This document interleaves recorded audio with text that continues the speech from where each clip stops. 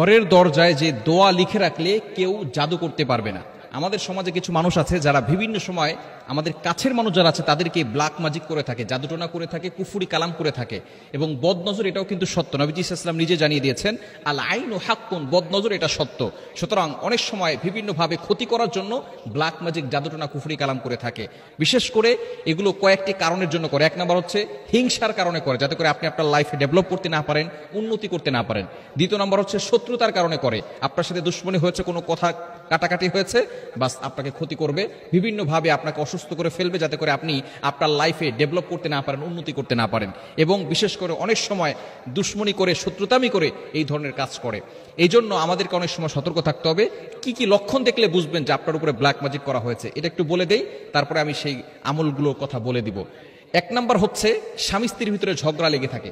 দেখবেন স্বামী স্ত্রীকে দেখতে পারে না, স্ত্রী স্বামীকে দেখতে পারে না, অলওয়েজ ঝগড়া লেগেই থাকে, একজন আরেকজনের কথা সহ্য হয় না, সন্তান পিতামাতার কথা শুনতে পারে না, পিতামাতার কথা সন্তান শুনতে পারে না, বিভিন্ন ধরনের অসহ্য ফিল হওয়া এবং বিভিন্ন সময় অসুস্থ হয়ে থাকা। দুই নাম্বার হচ্ছে একের পর এক অসুস্থতা আছে, একবার মা অসুস্থ হয়ে যায়, একবার বাবা অসুস্থ হয়ে যায়, আর মার সবসময় অসুস্থতা লেগেই থাকে।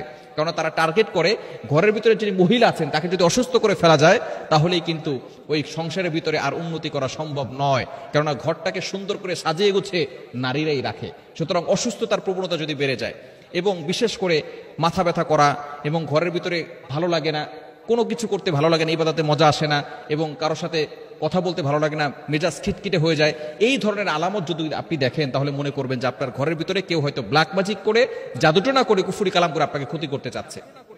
এজন্য আপনার ঘরের দরজায় এই আয়াতগুলো লিখে সেখানে টানিয়ে রাখবেন। বিশেষ করে ঘরের ভিতরে এগুলো টানিয়ে রাখবেন, অথবা এগুলোকে কাগজটাকে ভালো করে লেখার পরে সেই কাগজটাকে ভালো করে পেঁচিয়ে তারপরে সেখানে কোনো জায়গায় রেখে দিবেন।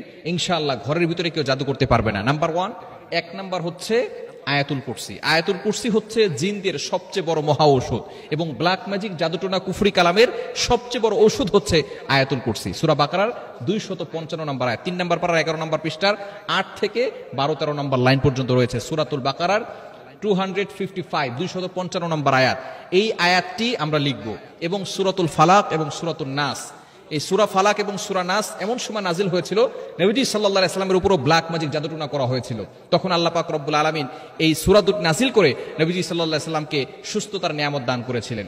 সুতরাং আয়াতুল কুরসি লিখব এবং সূরা ফালাক, সূরা নাস, সূরা ইখলাস লিখতে পারেন এবং সূরা বাকারার শেষ দুইটি আয়াত, এগুলো যদি আপনি লিখে আপনার ঘরের দরজার আশেপাশে রাখতে পারেন, ইনশাআল্লাহ কেউ আপনার ঘরের ভিতরে ব্ল্যাক ম্যাজিক ঢুকাতে পারবে না, ঢুকালেও তাদের কোনো কাজে সফলতা অর্জন করতে পারবে না। এবং অবশ্যই যদি এই ধরনের কোনো সমস্যা হয়ে থাকে তাহলে আমরা